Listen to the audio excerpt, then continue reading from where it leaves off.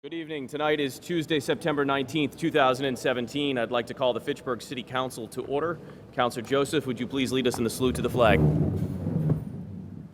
Pledge allegiance to the flag of the United States of America, to the republic which stands, one nation, under God, indivisible, with liberty and justice for all.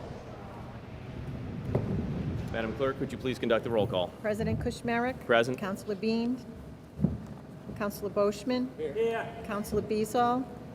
Councilor Clark. Here. Councilor Di Natale. Here. Councilor Donnelly. Here. Councilor Green. Here. Councilor Joseph. Here. Councilor Caddy. Here. Councilor Tran. Here. Before the public forum, I'd like to ask for a moment of silence for the recent passing of Chris Rauer.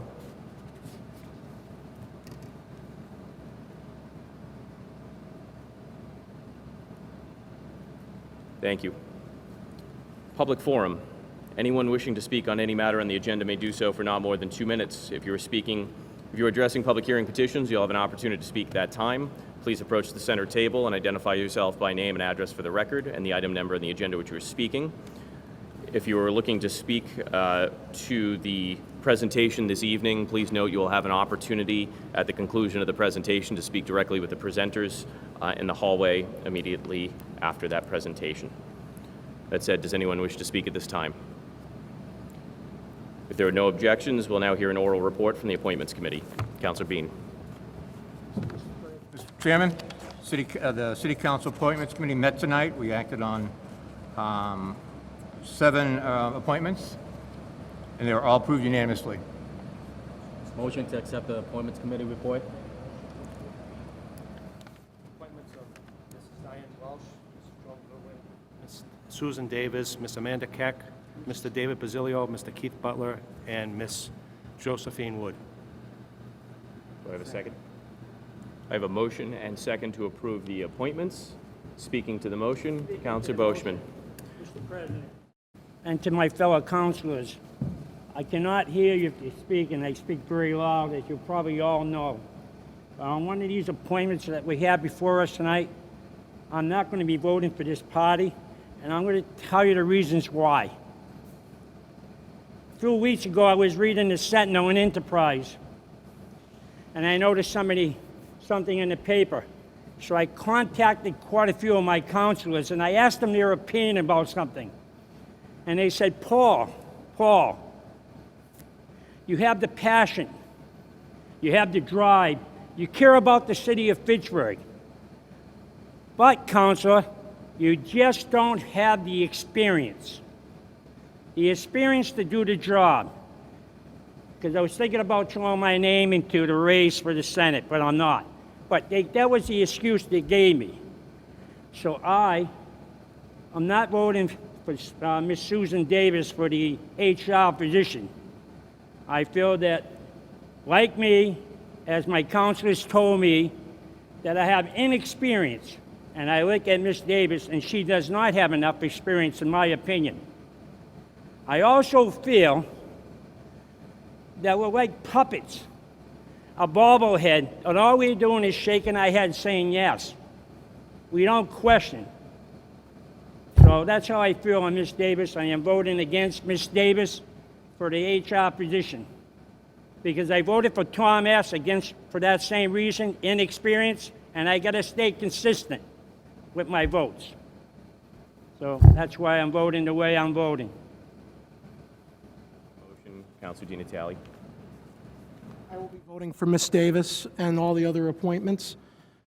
I wasn't present at the hearing for the Executive Director of Planning and Economic Development, but I watched it, and I was afraid that similar proceedings were going to take place tonight for Ms. Davis's appointment. Experience is subjective. In my experience, I've been told many times that people are experienced for a job and then they end up not being very good at their job. We have some examples of that in our city's history that I won't get into. There's been some sentiments that Ms. Davis is a novice at what she's doing, and because of what you just said, Council, I think it's fair to present the facts to the public. We did not hire someone who works for the maintenance department in the DPW to run human resources, or a police officer to run human resources. Ms. Davis has over 20 years of experience in the private sector, team building, managing teams, being in charge of people. She has been an experienced individual in the private sector, like my colleague to the left, and like my colleague who's not present tonight, who I would consider also qualified to be human resource people. And why do I say that? Because human resources involves people, managers, performance reviews, policy changes, and in this case, 14 months now of contractual experience with the city of Fitchburg. Most notably, the police contract, which is a very, very complicated process. And she did that in spades. So I have no qualms about her qualifications. Just because she hasn't been an HR director for 30 years doesn't mean anything to me. Because there have been HR directors in the city's history who were 20 years in the job, and I thought they could have been a lot better. So I have no qualms about it. Private sector experience, managing teams, running departments, it's all subjective. And in this case, I had no problem with the qualifications, and I hope my colleagues feel the same in total, and that we approve this appointment and give Ms. Davis a full term to prove the doubters wrong, if you will, if she has not already. I believe she has. Thank you.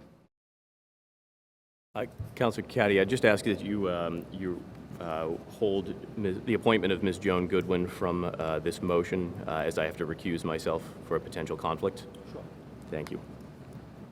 Speaking to the motion, Councilor Caddy. I just want to say I happen to be in a position where I knew the manager of Ms. Davis's previous employment for 20 years.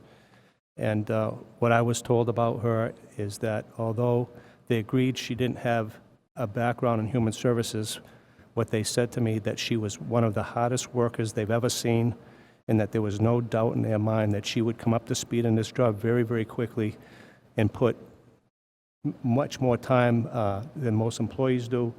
And my research within City Hall has been from department heads that she stays over at night, she comes in on her time off, and that she's done a wonderful job in the past several months that she's been in this position. Councilor Joseph. I don't know, is my mic working? I just want to say, I know that we're in a new surroundings, but this is a time where we've got appointments that some people that have not been appointed to boards before, and I appreciate everybody that stepped forward to be put on the boards that they've been requested to do this evening. But normally what we do is we acknowledge them and have them stand and recognize them so that we can at least know the faces. I know Ms. Keck is out there for the first time, and I know that we have a few others. I would just like to have 1 minute that we could at least recognize the people that have been appointed so that we can put a name and a face to the board. Ask those individuals to stand to be recognized. I really appreciate that. Thank you. Of course. Councilor Boschman. In all fairness to the people on this end, how do I know what I'm voting on if I can't hear? If we can't hear? In all fairness, how can I say to my constituents, I voted, but I didn't hear? And they can't hear. I'm not just saying Paul Boschman can't hear. At this point, the meeting has begun. Certainly, we'll do our best moving forward to make sure that we have better audio and visual needs for counselors. Please note, this is a special circumstance for tonight's presentation, but I understand your concerns. Counselors, I received a number of phone calls from fellow employees and department heads speaking to the work ethic and the quality of work of Ms. Davis, and I think that's a testament to the work that she's conducted so far in her experience with the city of Fitchburg. I'll also state that I think missing in the job description and something I'd really love to see us pursue as a city and really embrace is a diversity and inclusion plan that makes our city's workforce both reflective of the population that we have in our city, as well as executing a talent and acquisition plan for our city to make sure that we're attracting the most competitive possible talent and resources to our city. That said, I have no doubt that she's capable of doing such, and look forward to seeing her hard work on display for the remainder of this appointment. That said, I have a motion and second to approve the Appointments Committee report excluding the appointment of Ms. Joan Goodwin. All those in favor? Aye. All those opposed? It is unanimous. I apologize, one in the negative. The motion carries. Councilor Green, I would ask you, as I now have to recuse myself over a potential conflict of interest, to lead us through the Executive Director of the Fitchburg Council on Aging. Thank you. So I'd like to make a motion to approve Joan Goodwin to be Executive Director of the Senior Center. There's a motion and second. All those in favor? Aye. Opposed?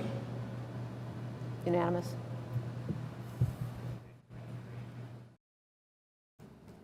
If there are no objections, we'll now hear a report from the Committee on Records. Councilor Donnelly. Thank you, Mr. President. We have reviewed the records and they appear to be in order. Move the Committee on Records report be accepted. I have a motion and second to accept the report from the Committee on Records. Speaking to the motion, all those in favor? Aye. All those opposed? It is unanimous. Motion carries. Communications from His Honor the Mayor. Appointment letter, Joshua R. Surratt and Kevin Machado as permanent full-time firefighters for the City of Fitchburg. That will be sent to Appointments Committee. That said, councilors, this evening we have a special presentation from Mr. John Robert Smith and Mr. Chris Zimmerman regarding Smart Growth America. I'll just going to read these bios before we then take seats in the audience and hear their presentation. Councilors, at the conclusion of the presentation, will then be approaching the stage once again to ask questions of our presenters. And then our presenters have generously offered to go out in the hallway and field questions and get input from the public as well. That said, this evening we have joining us Mr. John Robert Smith, who is Chair of Transportation for America and Policy Advisor for Smart Growth America. He served 16 years as Mayor of Meridian, Mississippi, whose Union Station signature project is recognized as one of the best multimodal transportation centers in the country. Having served as mayor of a city with a wealth of the late 19th century buildings, he worked with developers to restore those buildings and is a strong advocate for historic preservation, believing that each community must respect its past and play to its strengths in order to develop and maintain a strong community identity. He helped to define Meridian's role as a cultural center and restoration of the Grand Opera House of Mississippi, the creation of the Riley Education and Performing Arts Center, and the selection of Meridian as the site for the Mississippi Arts and Entertainment Center. Additionally, he secured $17 million in HUD Hope 6 funding to develop low and middle income housing. Also with us this evening is Christopher Zimmerman, is a Smart Growth America's Vice President for Economic Development and Director of the Governor's Institute on Community Design. Much of his work focuses on economic and scale impact of the development policies on localities and regions.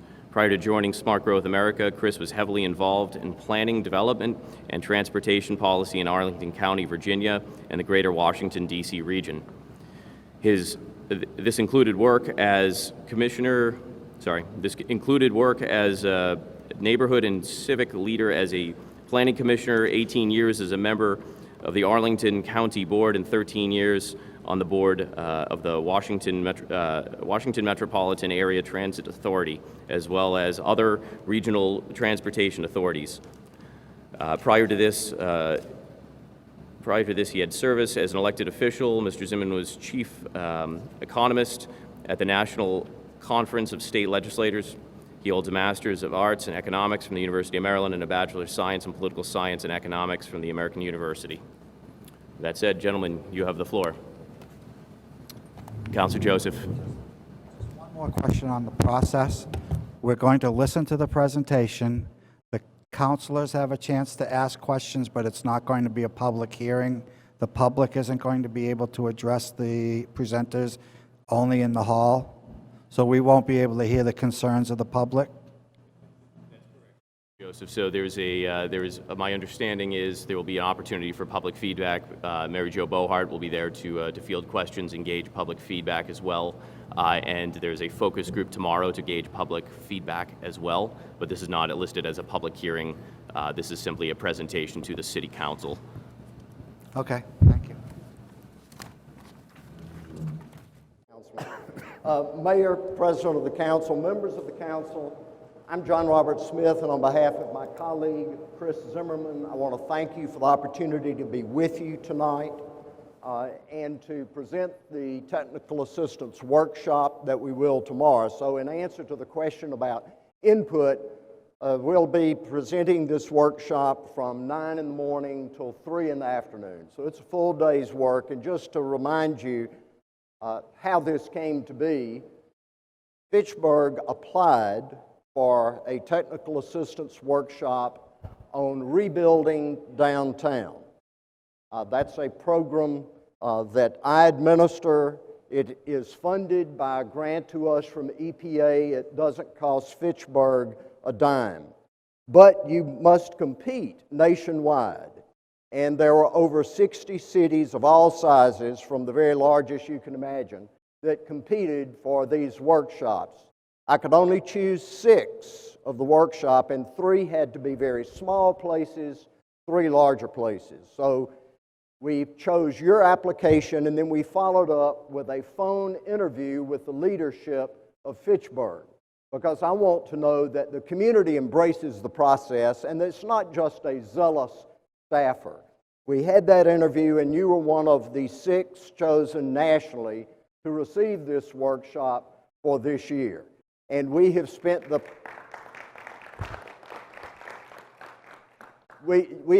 last year in a number of conversations with the team here in Fitchburg. They've had to prepare a good bit of information for us to digest before we came. And then today, they led us on a tour, and that tour was headed by the Honorable Mayor. But Mary Jo, Trish, AJ, Tom, and Liz rounded out the team and gave us a thorough tour of your community. And I just want to tell you that Chris and I both see tremendous promise and opportunity here in Fitchburg. Now, you have to grasp it, and you have to have a vision for it, and you have to follow through. But if you remember anything from the introductions, it's really not about what we're doing now. It's the fact that between the two of us, we have about 40 years of local government experience. So this is not theory for us. This is something we have had to do, sit in your chairs, make those decisions, live to get well of them, and face the public again. So with 40 years of service in it, this is a life work for us. And Chris and I were just commenting, we forgot how much fun you can have late at night at a council meeting.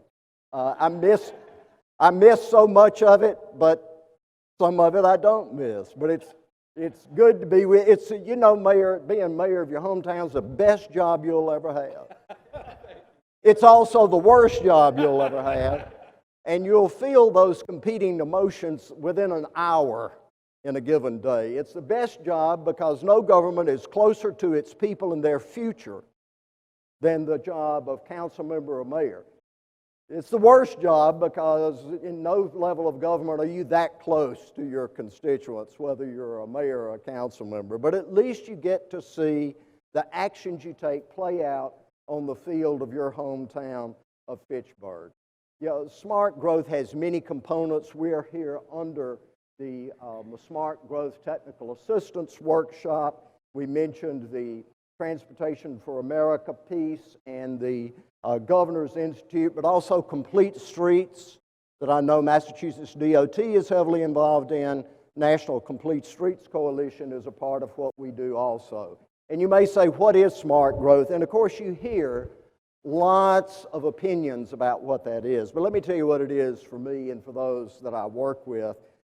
It's really talking about building neighborhoods where transportation and jobs and shopping and education are with an easy connection of one another, whether you're a young millennial or an older baby boomer. in your hometown. And it works in places of all sizes. You see downtown Denver and their Union Station, which they were going to demolish originally. Now it's the most active hub as a part of downtown. Carbondale, Colorado, much smaller community. Franklin, Tennessee, lovely city just outside of Nashville. It's a place you'd want to live. And even small Alton, Missouri, 873 people. You see, it works regardless of scale, and it really isn't new. It's how we built our cities and our towns from the very beginning. Let's look at those development patterns. As we built cities, we built them on grids. And we did so in small block neighborhoods so we could walk to work, walk to catch the streetcar, to get to the train station, which connected us to the rest of the world. We walked to school. Every block had a small grocery on the block, a barbershop, and maybe even a bar. Of course, we didn't have that in Mississippi, and I should have told you, as you can tell, I'm from a little further south than Fitchburg is. But if you look at Fitchburg, this is the way you developed. A pattern of grids, of streets that came together in what was once a very walkable community. This is your downtown Fitchburg on Main Street looking east. Beautiful collection of turn-of-the-century architecture, but very complete streets with cars. I see a horse-drawn wagon. I see a trolley. I see people walking on the sidewalks. Very vital. That's the way all of our cities developed until we discovered zoning. And we decided that we would segregate our uses within a community in different places. And this was done when Herbert Hoover was Secretary of Commerce under President Coolidge. And so we separated our zoning so that you had your industrial development in one place, you had your commercial development in yet another, you certainly had your residential development, and then you had your educational and civic structures, and they were separated from each other but connected by a large arterial so you could get around. And then, of course, after World War II, we invested heavily in highways and the automobile. And this is what we believed we were getting, and we did for a while. We were going to leave the cities, move out to the suburbs, and would have a peaceful existence and never be in traffic again. And we built continually to sprawl out into the surrounding areas around us and began to chew away at agricultural property that abutted that downtown. And we built highways to connect these uses, and we expanded on those highways, and economic development came, and it came in a grand fashion. And what happened to the little downtown stores? Well, the prime shopping became the big box Walmart outside of town, and the prime location for office space was no longer downtown. It was at an office park like the Golden Triangle Park in North Carolina, which is now trying to retrofit to be a downtown. And our residential development was not on grids anymore. It was on street, not connected, such as you see that. And we needed more highway and more building, and we built that. If you can tell me how to get from where that loop is at the top to a place in the far corner, you're better at it than I am. And it changed how we built our neighborhoods and how we built our homes. And we built these neighborhoods. You notice there are no sidewalks there because, of course, we were not expected to walk anywhere. We were going to drive from door to door, and you notice the most prominent feature of the house. Who lives there? The car lives there. The caretakers for the car live in the back. That's why the garage is up front, and it changed the way we did even the simplest things in daily life, like walking the dog.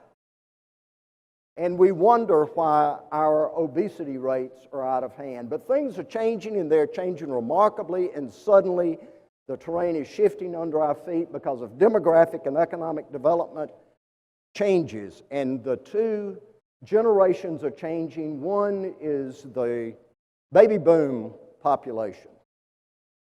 That's my generation, and some of you I see here are also part of that generation. Largest generation ever in the history of the country. Thank the Lord, the longest life expectancy of any generation in the history of the country. So you're going to have to fool with us for another 20, 30 years, and we're all hitting retirement about the same time. It's going to be a real issue for communities, and we are, of course, opinionated. But the other generation is the Millennial Generation. They are now the largest generation in the history of this country. And you'll find that these two generations are very different, not only from each other, but very different from their predecessor generations. Boomers are a different kind of senior citizen. We're not going to rock on the front porch anymore. We're entering what sociologists call a second adulthood, which I think is preferable to a second childhood. But we're starting lives over again. We're not just adding 30 years onto life. We want those lives to be productive, and we're changing how we move about. We realize that we've got to take care of this body. We're exercising more, walking more, biking more. Traffic like this on the interstate is becoming more and more intimidating. We don't want to be out fighting that traffic for the few hours we realize we have left on this planet. And you don't want us on those highways for the next 30 years. But we still have to be able to move about the community, and so we're using more public transportation to visit our children and grandchildren and to visit educational opportunities. And we're changing our selection of housing. We no longer want to mow all that lawn or dust all that stuff in the house, so we're downsizing to smaller residents that are in downtowns, in neighborhoods that we can walk to. And it's happening in my hometown in Meridian as well as the rest of the country. Now the millennials, they are a different type of young people, which I'm sure you would agree, those of you who have children or grandchildren who are millennials. But when I say millennial, I'm not talking about some strange group of young people that all live in Portland, Oregon. I'm talking about your children and your grandchildren, and if you intend to spend your future around those grandchildren, and if you say you care about their future, then you better be talking to them and ask them what they're looking for in a place to live and how they get around. Millennials are choosing now much different kinds of transportation. 28% of them don't even have a driver's license. You couldn't imagine doing that when we were their age. They're walking more, biking more, taking public transportation more. When it comes to housing, only 12% want to go back to those suburban neighborhoods they grew up in. Yes, 47% want a large city, but 40% want to go to small towns in rural places if it's connected by broadband to the rest of the world, and if you've got a downtown that pops and has a little life after 5 o'clock. And this is a story in The Economist that those young workers are leaving the city. And that when you couple the boomer choices and the millennial choices, who are actually making very similar choices, you see that 78% value neighborhood more than the size of the house, and they'd be willing to sacrifice a larger yard to be in a walkable community. And that has skewed the housing that we have available. You'll see the red is attached homes, green is small lot, and blue is the conventional large lot single-family home. If you look at that graph very quickly, you see we have built more large lot family single homes than we will be able to use in the coming years. And it's not going to be short-term either, because if you look at the population base, we're aging not only individually, but as a society. So these choices are going to be with us at least for the next 25 years. And when we look at economic growth, and this is especially true in a city like Fitchburg, we've moved from tools and spools, manufacturing of goods and fabrics.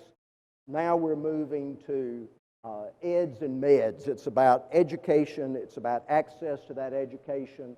And this is very much a knowledge economy. And the manufacturing we have is 10% of the economy of this country, and that's changing to smaller manufacturing, which is often located now we see in downtowns. This is in downtown Pittsburgh, Kansas. So it's a creative and a knowledge economy, and a region's most important source is the competitive advantage of its workforce. And the next comment is especially telling from the Florida Chamber of Commerce. Talent is replacing the tax incentive as the #1 economic development tool in America. Why do we talk about millennials so? Because they occupy the largest portion of the workforce today. And those who create jobs are looking for those workers. And millennials, like when we graduated, we found where the job was and moved there. Millennials don't do that by and large. They move to where they want to be, then they find a job. And where they want to be, as I said, are in those downtowns. They're not buying homes as much. They're renting more. They're carpooling more because they want to take their precious dollars and invest them in things that they do and things that they learn instead of stuff that they acquire. And all of these things together have big, big implications for the futures of our cities and towns, regardless of size. Chris? Now let's hope my mic works. Can you hear me? Yeah. Oh, great. Cool. So we're having all these demographic and economic changes. They've been, affecting the entire economy. Every place has its unique features, and there are things that are specific to your community that are different than other places.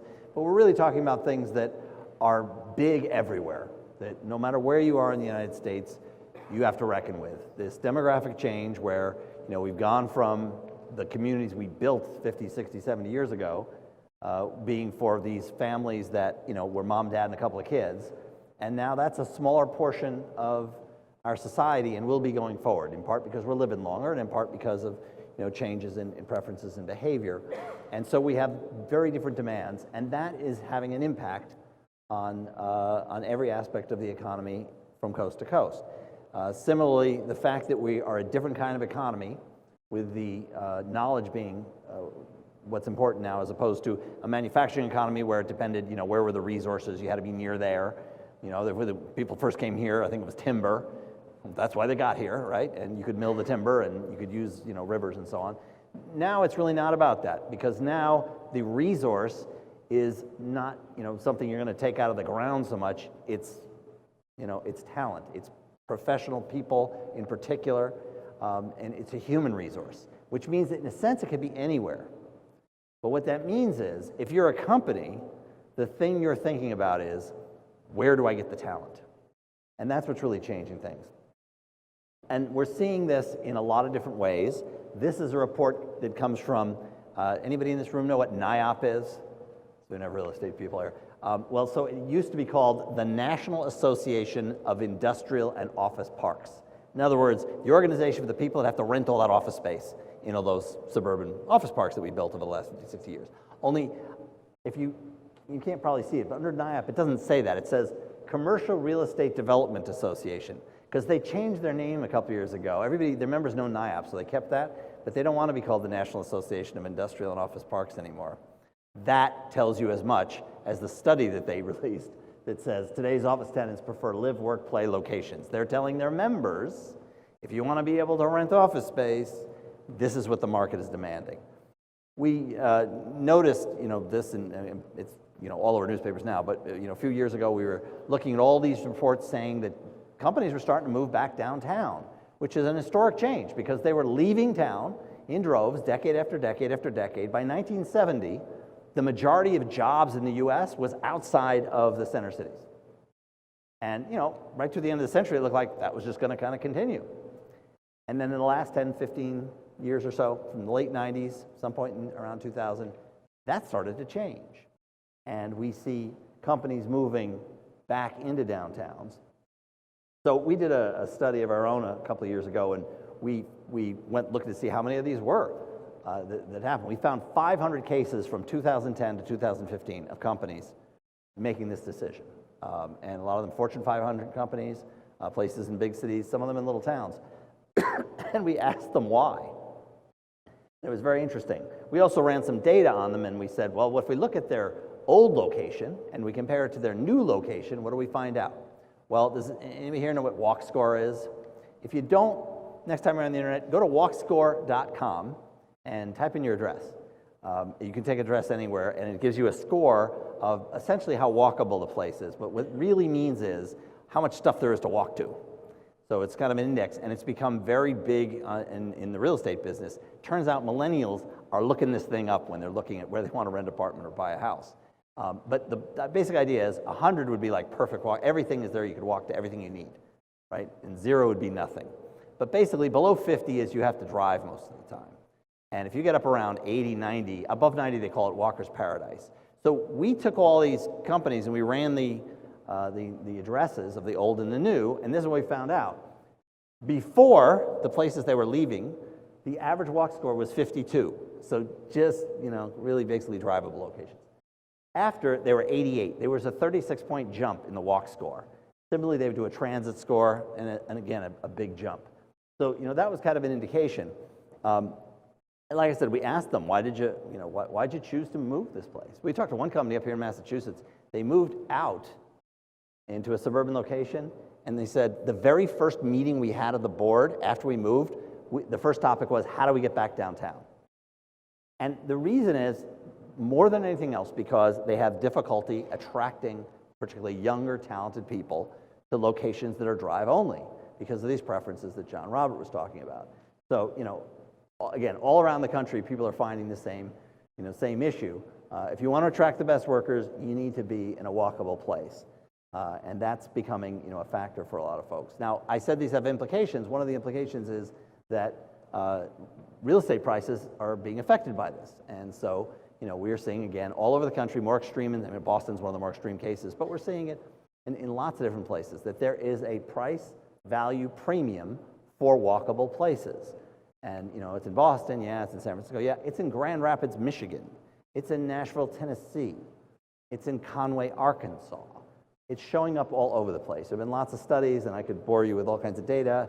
I think I confess to being an economist in the bio, so, but I'll just run through some of this quickly. There have been studies of residential properties that have shown that, more walkable places are getting a premium. There have been studies of commercial properties showing the same thing. We've done a number of studies as well. This is one that a couple of my colleagues did with SGA and the George Washington University Center on Real Estate and Urban Analysis, looked at the top metropolitan areas, the 30 top across the country, and looked at the commercial investment property basically in the walkable areas versus in the suburban drive-only areas. And what they found was that in all 30 metros, there was a rental rate premium for the walkable areas over the drive-only areas for office, retail, rental, multifamily. And the average was 74% advantage for the walkable places over the drivable places. And there's more data like this. By the way, all these are available on our website. You can download the study if you want to see it. What this means is that economic development is more and more about placemaking. That is, creating the kind of place that people want to live in, because that's how places are getting the companies to want to be there, which is a real change in the way we used to do things. That's great. Walkable places, again, the news tends to talk about it in terms of some of our major cities, but it's not just big cities. We're seeing it in small places as well, because there is, in fact, a demand for a lot of folks. There's a lot of high-tech folks who want to live in a smaller town, but they want to live in a town. They want the same kinds of things you get in a big city, but on a smaller scale. So what is that? That's things like mixed use, called mixed use development. Well, mixed use development is actually old-fashioned development. The old-fashioned Main Street was a mixed place. It had retail on the ground floor, people could live upstairs, or they might have an office upstairs. This is what we had in all our main streets. And essentially, this is coming back. And the real question now, is who's going to take advantage of that opportunity? There are places around the country, cities of every size, such as this one, that are really exploiting the market very effectively. And there's a lot of places that aren't going to get there in time, and it's kind of up to you what you want to do. The point of this is that the market wants this kind of thing, but there's also an implication for how we run government. So, as John Robert said, both he and I are, used politicians, and spent a lot of years. I spent 18 years as an elected official trying to figure out, how not to vote to raise taxes the next year, because, I have yet to see the community in which people, really are really excited and happy if you raise their taxes. I also have yet to see the community that's really excited if you cut their services. So, how we pay for things is kind of a big deal. And it turns out that how we develop makes a difference. While we were doing all that spreading out and moving to these suburban drive-only areas, we did that, with the help of a lot of federal government money, right, to build highways. We did that with a lot of rules we changed and rewrote that kind of forced that to happen. We did do a lot of analysis of what it did to budget and taxes. And it turns out it matters. It turns out that how we develop does affect government's expenditures and revenues. Now, this has been known for some decades, but people haven't really closely, the fiscal impact analysis we do hadn't necessarily caught up because it's not necessarily what people are looking for. But what it means is that if we develop in these very sparse ways where we, spread the development out, like on the left there in a typical suburban cul-de-sac, as opposed to the traditional New England town, like on the right, well, we wind up having a lot more costs on the one on the left for some of the obvious reasons. You need a lot more pavement per taxpayer in the more spread out form. But then, of course, there's all the things that we also pay for that go under the street, like we bring people water, like we take water away, like we deal with stormwater, et cetera. Those things, of course, are related to the length of the street as well, and again, you're spreading them over fewer ratepayers. Although we don't usually adjust the payment that way, we usually just charge people a per gallon charge for water, regardless of whether you're out in there where we actually had to pay a lot more for the pipe than if you're in the more compact neighborhood. So it makes a difference. And then there's the stuff that you do on top of the street because, we have to send fire trucks out, we have to send police officers out, we have to collect school children and take them to school, we have to collect garbage and take it away. All of those things, are driven by geography. So there have been a number of studies about this over the years, and a few years back, Smart Growth America did a study of the studies. Basically, we said, give us everything everybody's ever done, and we found a whole range of these and saw what they found in their community about more compact versus more sprawling development, and found that overall they had 38% savings on infrastructure from the more compact development, 10% on services, on an operational basis essentially, which is every year, and up to 10 times higher on revenue, and I'll say something more about that in a moment, but it turns out the more compact places generate a lot more revenue. So then we decided to go out and try to do this in a consistent way ourselves, and we developed a model that we've been working with the last couple of years, communities around the country, and I'll just say a few things. Essentially what we're doing is giving a community opportunity to say, if we're going to grow over the next 20 or 30 years, we have some choices about where that happens, and because we do regulate it, we do influence it by the regulations we have and the money we pay and what we subsidize and incentivize. So if our community looks like this sort of coffee bean shaped jurisdiction, we could spread it out all over the place the way we have been in scenario A, or we could do it more compactly as in scenario B, or in scenario C, maybe we're doing a lot of infill in an existing downtown. How can you compare those? So we looked at the kinds of government expenditures that are specifically related to this issue of, some things we spend money on might not vary with development. If I have one city hall, I have one city hall, and you can divide it by the number of taxpayers to pay for it. But things like, school transportation and roads and maintenance, those are going to vary. So we model those using the community's own data and so on, and give them, and we develop scenarios with them that they're interested in and how they might grow, and we come up with numbers. So for instance, we did this one for Macon, Georgia, where they were looking at the alternative of investing in their downtown versus continuing to build new greenfield developments out in the suburbs off the highway. And what we found was that if they continued to do low-density greenfield development, they actually would collect less in revenue. The new tax revenue that the new development would pay would be less than the expenditures to support that. We found that if they did new greenfield development in a more compact way than their zoning allowed, they could turn that positive because you can do it more efficiently.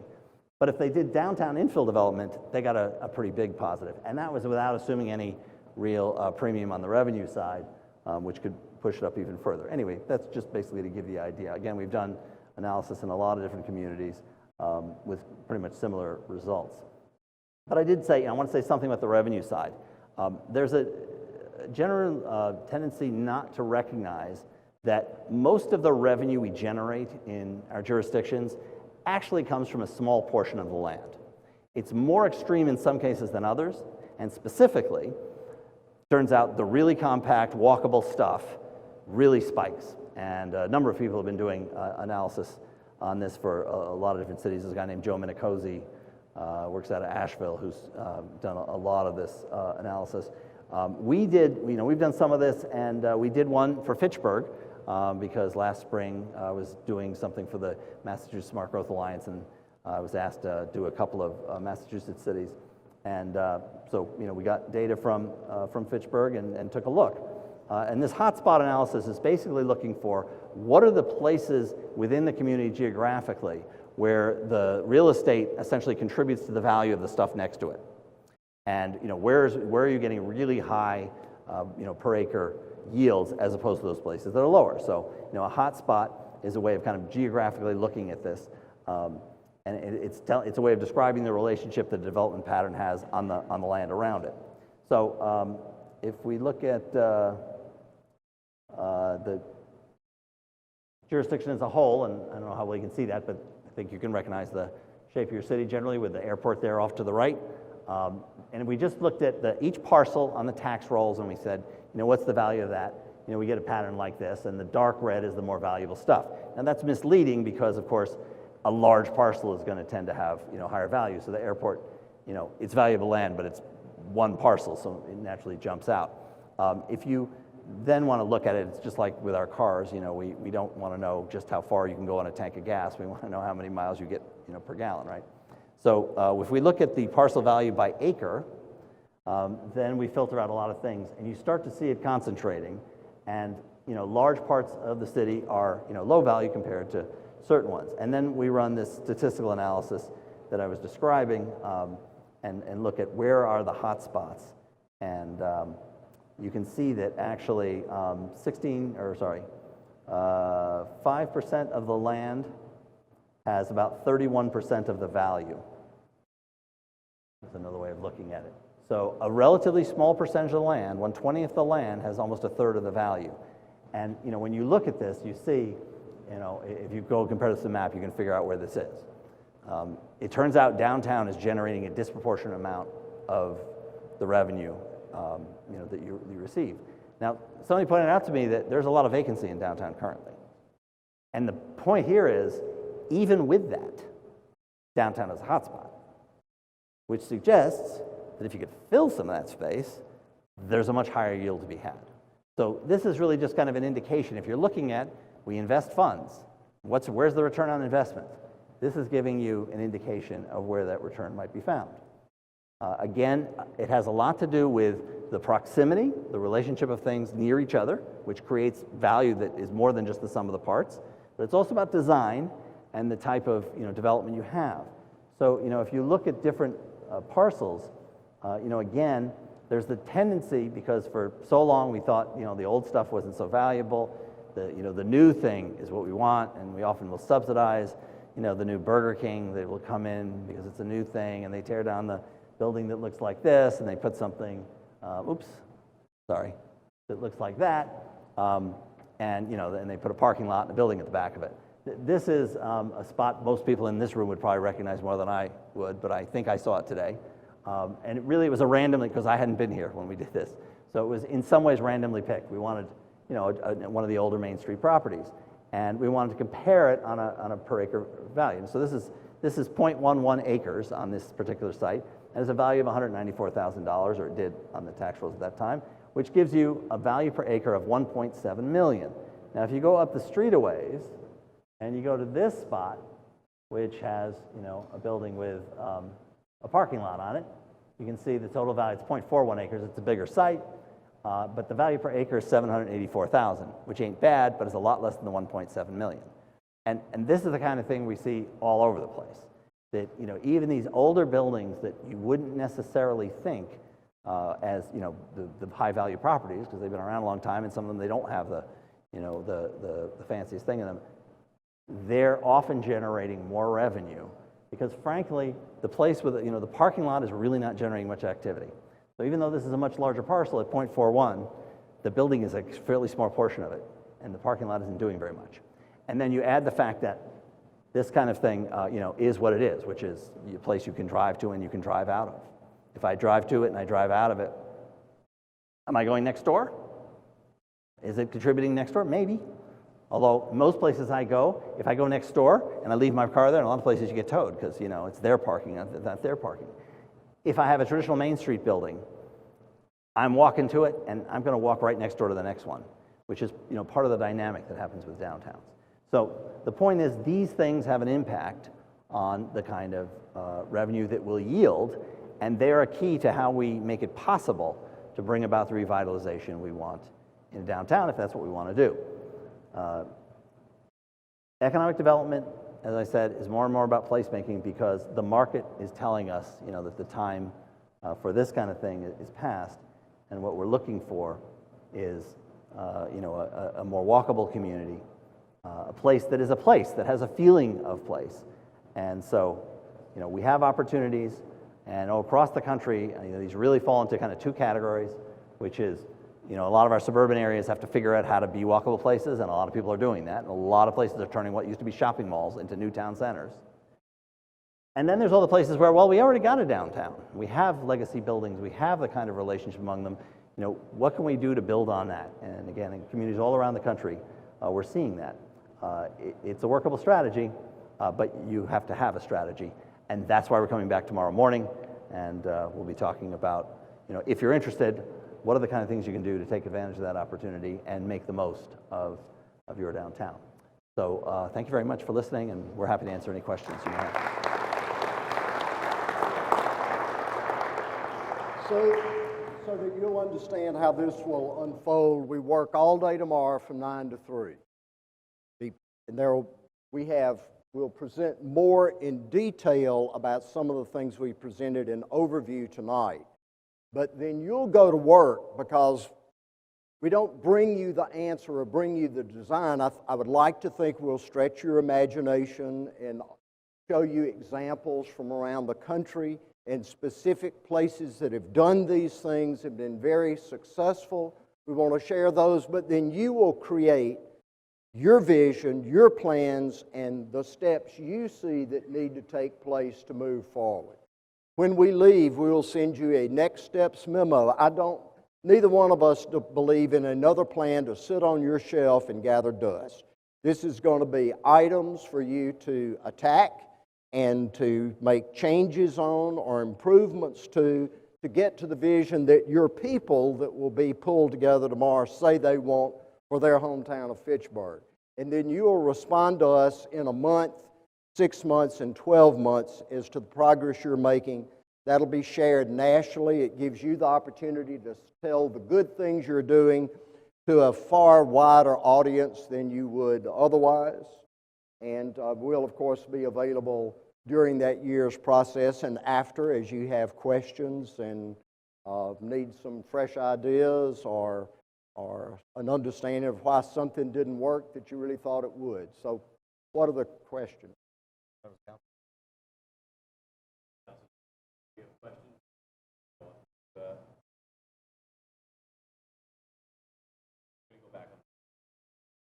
Very good. Okay, Sure. so we'll wait here. Sure.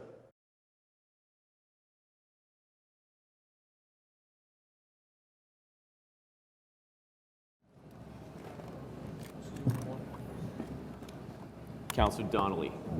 I have no questions. I've been to, I could say, 100 or more meetings over the years. This was an excellent presentation.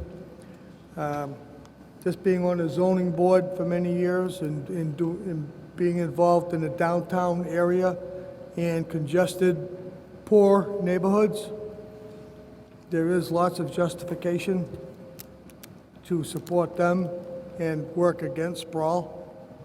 And we don't, I think our largest zoning is around 22,000 square feet for rural residential. Small lots are around 10,000. Residence A is around 15. You probably already know this. But we have some infill lots where we've torn some multifamilies down and allow 5,000 square feet. But we've had a group meeting for the last few months. I wish this was shown to that group of around 25 to 30 people that have meeting have met for 3 times so far. I wish they saw this first. This is excellent. Thank you. Other questions or comments from councilors?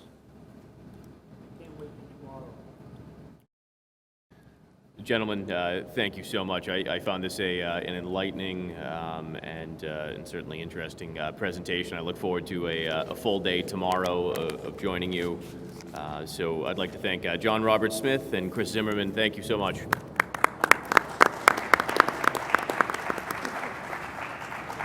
I do hope more of you can come and be involved tomorrow, because I know you're working on your theater, on your arts, on your city hall, on capitalizing on the transportation connections you have. We're going to drill down and give you real life examples of great success stories there and how they came to be. Thank you, gentlemen. Returning to the agenda, Finance Committee, Councilor Di Natale. Chairman, I make a motion we accept the committee report from the Finance Committee. Second. I have a motion and second to accept the Finance Committee meeting reports of September 12th, 2017. Speaking to the motion, all those in favor? All those opposed? It is unanimous. Motion carries. Legislative Affairs Committee oral report. Councilor Bean. The Legislative Affairs Committee met tonight on petition 22717, petition by the city clerk and the library director, Sharon Bernard, to designate members of the Board of Library Trustees as special municipal employees. That was granted unanimously. And the second petition, 22817, city clerk Anna Farrell to designate the vote of the city council no later than September 19th, 2017, a new Ward 5 polling location, which we picked Simon Park. For that one, that was voted unanimously. Motion to accept the Legislative Affairs Committee report. Second. Second to accept the Legislative Affairs Committee report. Speaking to the motion, all those in favor? Aye. All those opposed? It is unanimous. Motion carries. Public Safety Committee oral report. I have a motion and second to accept the Public Safety Committee oral report. Please hold out 102-17. Excluding 10216? 17. Speaking to the motion, all those in favor? Aye. All those opposed? It is unanimous. Motion carries. Motion to approve 10217 and send it to the Chief of Police. I have a motion and second to approve 10217 and send to the Chief of Police. 10217, Councilor Dean Tran and Samantha Squalia to designate a no parking loading zone space between 23 and 27 Lunenburg Street. Designate 2-hour parking between 8 a.m. 8 p.m. from Morin Square Apartments to 23 Lunenburg Street to accommodate businesses and patrons. Speaking to the motion, all those in favor? All those opposed? Councilors, were you able to hear what the motion was? Okay. All right. It is unanimous. Motion carries.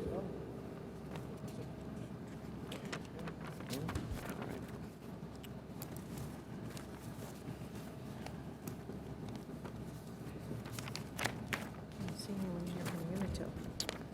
22317, Unitil to install 2 utility poles on Ashby State Road, approximately 3,185 feet south of the Fitchburg-Ashby town line. Now declare the hearing open. Is there any representatives from Unitil here with us this evening? Good evening, sir. If you could kindly join us on stage, there's a microphone at the end of this table.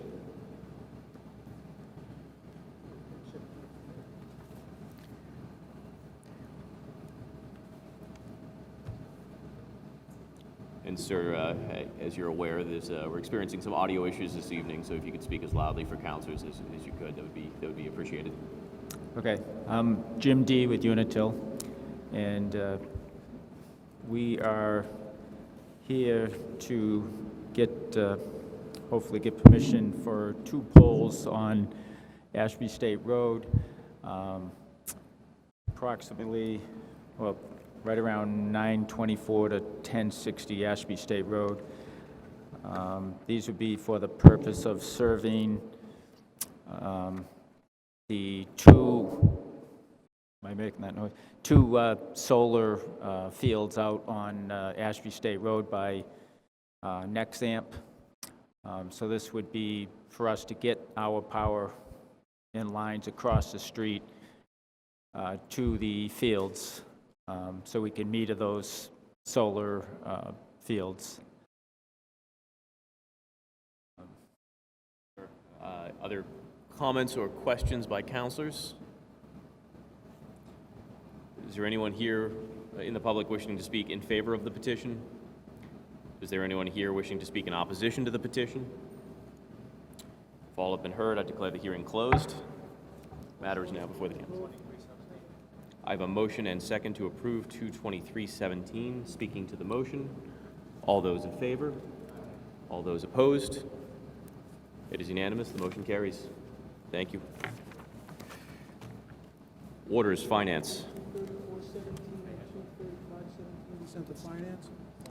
I have a motion and second to send 234 and 23517 to Finance. Speaking to the motion, all those in favor? All those opposed? It is unanimous. The motion carries. Orders, Other. 23617 granted. I have a motion and second to grant 23617. Speaking to the motion. Want All- suspension? What's that? Want suspension? I apologize, Counselor. I need suspension of the rules on 23617. Motion for suspension of the rules. Do I have a second? Do we need that on Is this other? supposed to go somewhere? There's nothing listed, that's why I... This is simply accepting the completion of work on Summer Street. I think you approved this obligation already. when Right. you Accepted the grant. Counselor, this I'll was, second the motion to suspend. Yep. I have a motion and second to suspend the rules on 23617. Speaking to the motion, and Counselors, the clarification I just received was that this is the procedural matter of accepting the kind of the completion of the project on Summer Street, and that this is simply the formality after the number of orders that we've accepted over the previous several years. This should be the final piece before us at this point. Is that correct? This is authorizing the mayor to execute a contract for certain traffic ordinances, which you'll be having to hear later. We have accepted a grant that requires us to have certain traffic regulations that are required by that grant that we will put into place, that we will not change until further approval by the DOT. We're going to maintain certain streets and sidewalks on the Summer Street project area in accordance with the DOT standards, and we're going to install various signs, set up a certain center lane turn, set up certain bike lanes, and other right-hand turn lanes and yielding areas. This has all been laid out in a plan previously accepted and approved by City Council, and we've already accepted the grant, and most of the money has already been spent. So your vote would authorize the mayor to execute this contract. Speaking to the motion to suspend the rules, Counselor Joseph. Oh, suspension, I want to discuss that. Rules. Speaking to the motion, all those in favor? All those opposed? The matter is before you. I have a motion and second to approve 23617. Speaking to the motion, Counselor Joseph. Is this the spot where they come in with a project and they put something like a no right turn at intersection? We said we've agreed to it and we can never change it. I mean, are we going to come down Summer Street from the Leominster side coming into Fitchburg, and you'll get to the corner of John Fitch Highway, and there'll be a sign there that says no right turn on red? I mean, is this that point in life where we give up all our rights to turn red at intersections? I think I got the gist of it. I think you've already given up that right to a certain degree by approving the project. I think this is a motion for an order that's going to allow the mayor to execute a contract for a traffic control agreement with the Department of Revenue.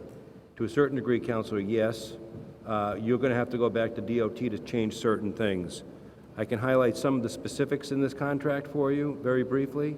No, I'm just, how long, I mean, is that something that's enforced forever? I mean, if we, again, I'll look at the intersection of Water Street coming onto Main Street. If we ever want to change those things to say you can take a right on red, is that like a 10-year thing that says eventually we can make our own decision, or is this something that is forever?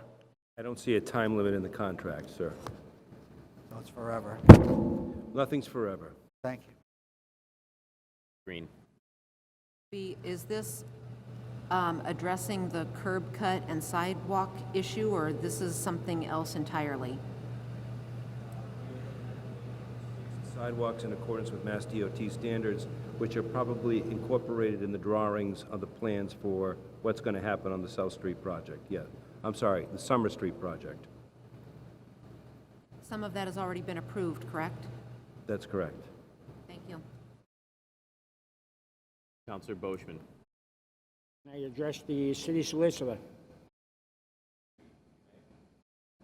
City solicitor, on this project, the Summer Street project, are we going to make sure on this project that we do a better job than what we did on Wallace Ave?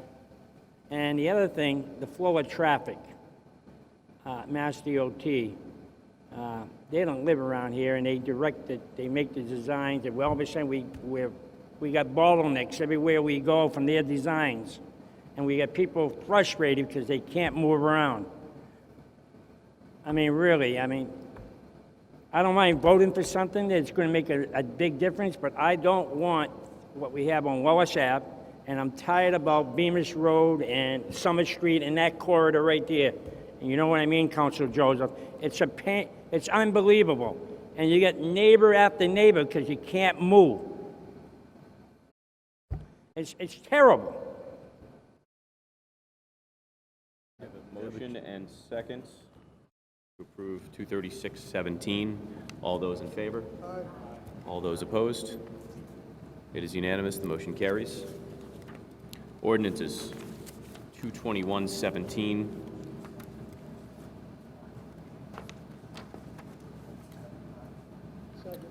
I have a motion and second to send 221-17 to its final reading, enrolled, ordained, and advertised. Speaking to the motion, all those in favor? All those opposed? It is unanimous. Motion carries. 237-17. To its first reading. I have a motion and second to send 237-17 to its first reading. Speaking to the motion, Councilor Boishman. On this petition, we're doing 238 Fitzroy State? Yeah. Huh? 237. Oh, no, forget it, sir. I'm sorry about that. I can't hear over here. I have a motion and second to send 237-17 to its first reading. Speaking to the motion, all those in favor? All those opposed? It is unanimous. The motion carries. Petitions 238-17. Councilor Boishman. Yeah, I understand 238. Motion and second to send 238-17 to the Public Safety Committee. Speaking to the motion. You know, the only thing I have on this petition, I'm sorry. On this petition, the only thing I have is I really think the city should start looking into a new person. We say takes and bonds for recommendations. I'm really, everywhere I go throughout the city where there has been an involvement, bottlenecks. And somebody tries to tell me that there's an increase in cars in the city of Fitzroy. Go back and look, because that's not true. It's been the same for the last 6 years. And everywhere we go, there's a bottleneck from this company. And they're directing traffic for us, and they're telling us what to do, and they have no clue. When we come to drive our city streets, we're all tied up in finagles here. You know what I mean. You can't move. You know, Water Street and everywhere else they're involved in. All right, I agree. Go ahead. consent to the Public Safety Committee meeting. You'll certainly have an opportunity to express your concerns at that time. That said, I have a motion and second on the floor to send 23817 to Public Safety. All those in favor? All those opposed? It is unanimous. The motion carries. I have a motion and second to adjourn. I just want to thank those members in the audience, as well as my fellow counselors here, as well as those watching at home tonight, for bearing with us through the poor audio quality. I know that FATV certainly did everything they could to improve the quality and make tonight a watchable and enjoyable experience. So thank you, everyone. I have a motion and second to adjourn. All those in favor? All those opposed? It's unanimous. We are adjourned.